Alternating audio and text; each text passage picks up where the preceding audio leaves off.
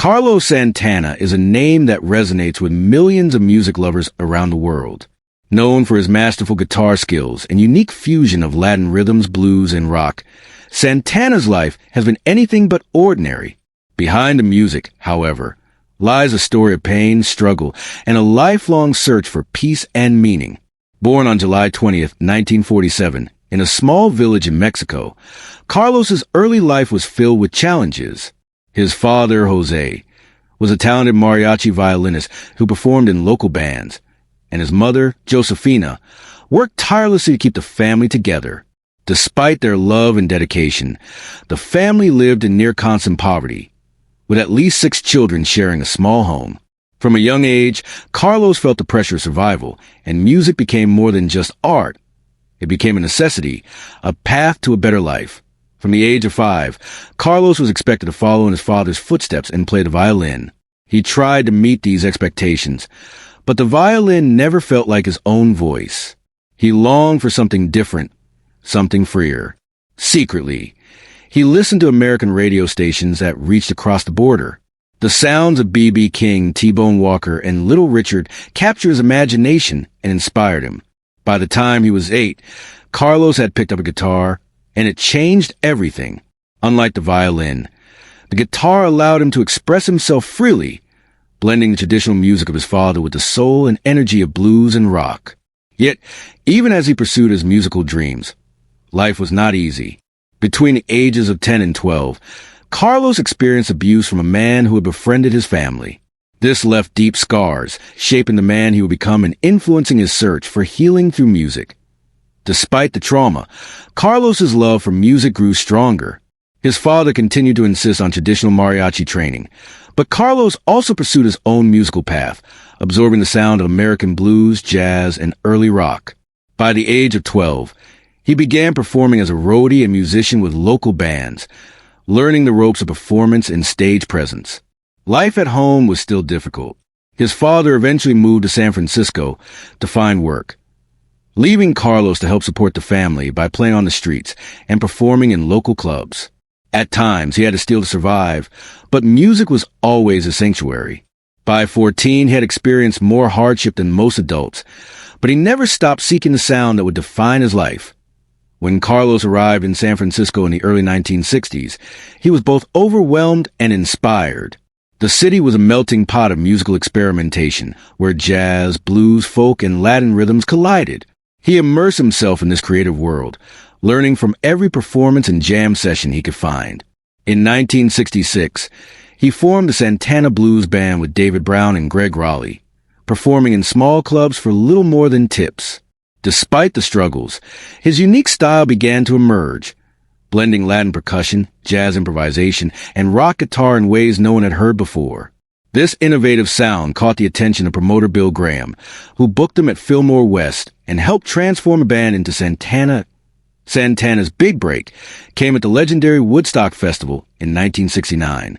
The band's performance, wild and electric, captivated a crowd of hundreds of thousands, even though their first album had not yet been released.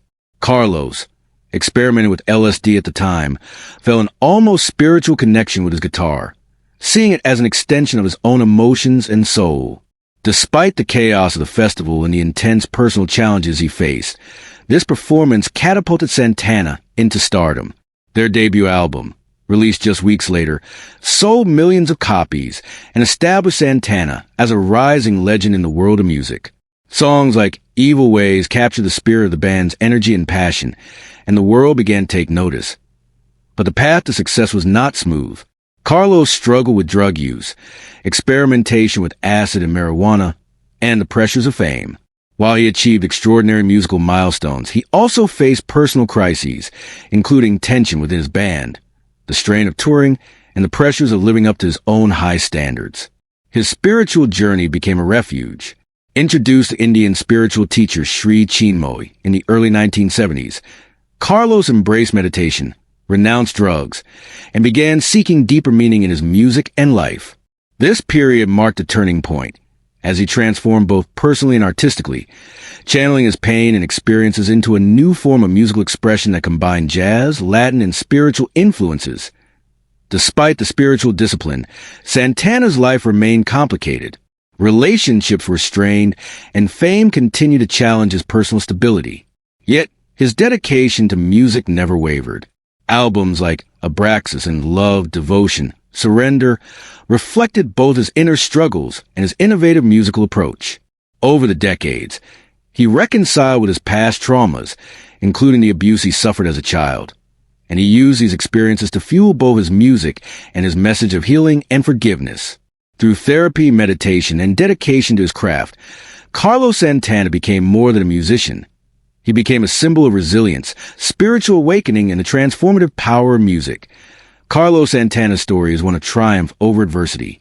From the poverty and challenges of his youth in Mexico to the heights of global musical fame, he has navigated the dark and light sides of life with courage. His recent revelations about his childhood and personal struggles add new depth to the legacy he has built over decades. Santana's life reminds us that behind every legend, there are real human struggles, and that music can be a powerful force for healing, expression, and connection. Today, Carlos Santana continues to inspire, showing that creativity, resilience, and spiritual pursuit can coexist with the complexities of human life. Carlos Santana is one of the most influential guitarists and musicians of the modern era. His unique sound, blending Latin rhythms, blues, jazz, and rock, has left an indelible mark on global music. Yet, behind the fame and accolades lies a story of struggle, pain, and resilience. Carlos was born on July 20th, 1947, in Outland Navarro, Jalisco, Mexico, to a family living in extreme poverty. His father, Jose Santana, was a talented mariachi violinist, while his mother, Josefina, worked tirelessly to support the large family. Despite the love and support, Carlos's early life was filled with hardship, responsibility, and the pressure to survive. From the age of 5, Carlos was handed a violin and expected to follow in his father's footsteps. Jose believed music was not just art, but a survival skill, and he trained Carlos with discipline and precision. However, the violin never felt like Carlos's true voice. Secretly, he tuned into radio stations from the United States, absorbing the sounds of B.B. King, T-Bone Walker, Little Richard, and Chuck Berry. These artists spoke to him in a way his father's music never did. By the age of 8, Carlos picked up a guitar, feeling an immediate connection. Unlike the violin, the guitar allowed him freedom, a way to express himself without constraints. Despite this growing passion for music, life dealt Carlos many harsh blows. Between the ages of 10 and 12, he was abused by a man from across the border. The abuse was traumatic, leaving long-lasting emotional scars. Carlos carried guilt and shame, unable to fully process what had happened. When his parents discovered the abuse, they were unsure how to respond, downplaying its impact. Carlos buried the trauma deep, as many children do, but would later influence his search for healing and spirituality. Music became both a refuge and a tool for processing the complex emotions he carried. The pressure at home intensified when Carlos's father moved to San Francisco in 1961 to find work, leaving Carlos to help support the family. He played guitar on street corners, scavenged parts to sell, and even resorted to petty theft to survive. At just 14, he had already experienced hardships many adults never face. Despite this, Carlos never lost his drive to play music. By 15, he was performing in clubs and strip joints in Tijuana, navigating chaotic, dangerous environments. These early experiences taught him resilience and sharpened his musical instincts. His guitar became a voice, a weapon, and a means of survival. When Carlos moved to San Francisco permanently around 1965, he was immersed in a vibrant and experimental music scene. The city was alive with jazz, blues, rock, and folk, and Carlos absorbed everything he could. He performed anywhere that would allow him, from street corners to small clubs. By 1966, he formed the Santana Blues Band with David Brown and Greg Raleigh. Though they played for tips and sometimes just food, the group began to develop a unique sound. The fusion of Latin percussion, blues guitar, and jazz improvisation was unlike anything else at the time. In 1967, promoter Bill Graham noticed Santana's talent and booked the band at Fillmore West, a pivotal moment in their career. Graham pushed Carlos to confront his stage fright and childhood trauma, teaching him to trust the music rather than fear. Around this time, Carlos experimented with LSD, which he described as a spiritual awakening. The experience transformed his perception of music, allowing him to hear and feel it as energy and spirit rather than mere notes. This combination of talent, innovation, and spiritual insight helped Santana refine a sound that would soon take the world by storm. The breakthrough came in 1969 at the legendary Woodstock Festival. Carlos and his band played for a massive audience of over 400,000 people, many of whom had never heard of Santana before. Under the influence of acid, Carlos hallucinated that his guitar was alive, yet he continued to play flawlessly, delivering performance that would become iconic. Just weeks later, their debut album Santana was released, selling over 4 million copies and producing the hit Evil Ways. The fusion of Latin rhythms and rock guitar instantly distinguished Santana from other contemporary acts. The debut album and Woodstock performance launched him into international stardom. Despite the rise to fame, Carlos struggled privately. Drug use became a recurring challenge, including marijuana, LSD, and later heroin. While experimenting with drugs, he often missed recording sessions, creating tension with band members and management. However, the music continued to evolve. Their second album, Abraxas 1970, became a global sensation, selling over 5 million copies in the U.S. and spending 88 weeks on the Billboard 200. Hits like Black Magic Woman and Oi Como Va showcase his ability to fuse Latin, African, and rock influences seamlessly, cementing Santana's status as a groundbreaking artist. By the early 1970s, Carlos's personal life faced additional pressures. He married Deborah King, daughter of blues musician Saunders King, and welcomed their first child, Salvador. Yet, fame, spiritual exploration, and touring created tension. Around this time, Carlos met Indian spiritual teacher Sri Chinmoy and began a profound spiritual journey. Meditation replaced indulgence, music became a form of prayer, and he adopted a new identity as Devadip, meaning lamp, light, and eye of God. Under Chinmoy's guidance, Santana gave up drugs and alcohol, seeking balance and purpose beyond the chaos of fame. The spiritual journey, however, was not without challenges. Chinmoy's strict rules, including celibacy and behavior restrictions, clashed with Carlos's human desires and the demands of being a rock star. Tension built over time, culminating in Chinmoy sending a scathing letter in 1982, cutting Carlos off from the spiritual community. Despite the heartbreak, Carlos reclaimed his voice, blending spirituality and creativity in his music. Albums like Love, Devotion, Surrender reflected both his devotion and struggle, merging jazz, classical, and Latin influences. Even as Santana navigated his personal and spiritual journey, he faced challenges in his marriage. Deborah discovered intimate love letters to other women, causing emotional turmoil. Carlos admitted his mistakes, acknowledging the strain that fame, touring, and spiritual pressures place on a sense of reality. Despite reconciliation, the marriage bore scars, illustrating the complex human side behind the public figure. Through the 1970s and 1980s, Santana's music evolved alongside his life experiences. He experimented with fusion, jazz, and spiritual themes, while maintaining the electrifying Latin rock sound that made him famous. Personal struggles, including depression and near suicide, shaped his perspective and deepened the emotional resonance of his music. Yet, despite setbacks, Carlos never stopped innovating, collaborating with artists across genres and generations. His resilience, passion, and dedication to music inspired countless musicians worldwide. After navigating the turbulent 1970s and early 1980s, Carlos Santana began a period of reflection and reinvention. The lessons from his youth, his spiritual journey with Sri Chinmoy, and his personal struggles with drugs and relationships shaped the music he created. Rather than chasing fame for its own sake, Santana focused on creating music that could heal, inspire, and transcend borders. This approach would define his later career and cement his place as a legend in world music. In the mid-1980s, Santana faced a crossroads. The music industry was changing rapidly, with pop, punk, and heavy metal dominating the charts. Santana's experimental jazz and spiritual music faced a shrinking audience. Yet, he refused to compromise his sound. Instead, he began a series of collaborations with artists across genres, understanding that fusion and adaptability could revitalize his music. These collaborations brought him into contact with artists like Eric Clapton, Herbie Hancock, and Rob Thomas, expanding both his creative horizons and his fan base. One of the most significant moments in Santana's later career came in 1999 with the release of the album Supernatural. This record was a turning point, blending Santana's signature Latin rock with contemporary pop and alternative styles.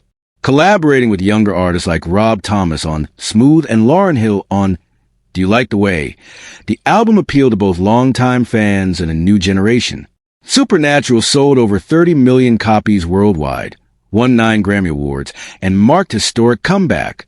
Carlos, now in his 50s, demonstrated that innovation, collaboration, and authenticity could defy age and expectations.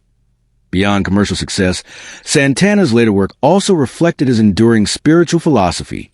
While Supernatural was accessible and mainstream, it retained layers of Latin rhythm, blues, and jazz improvisation, showing that technical mastery and emotional depth could coexist with pop sensibilities.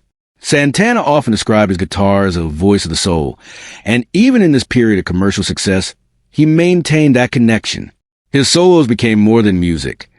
They were emotional narratives, expressing pain, joy, and transcendence in ways words could never capture. During the 2000s and 2010s, Santana continued to collaborate widely, performing with artists from Shakira, Michelle Branch, and India Ari to jazz icons like Wayne Shorter and Herbie Hancock. Each collaboration allowed him to explore new musical textures, while staying true to the essence of Santana's sound. His approach to music became a lesson in cross-cultural collaboration, blending elements from Africa, Latin America, North America, and India into a cohesive, vibrant soundscape. These collaborations not only kept him relevant, but also cemented his role as a bridge between generations and genres. Alongside his music, Santana has been deeply involved in philanthropy. He founded the Milagro Foundation, a charitable organization dedicated to supporting children in need, providing music education, health services, and scholarships. For Carlos, giving back was a spiritual mission as much as a social one.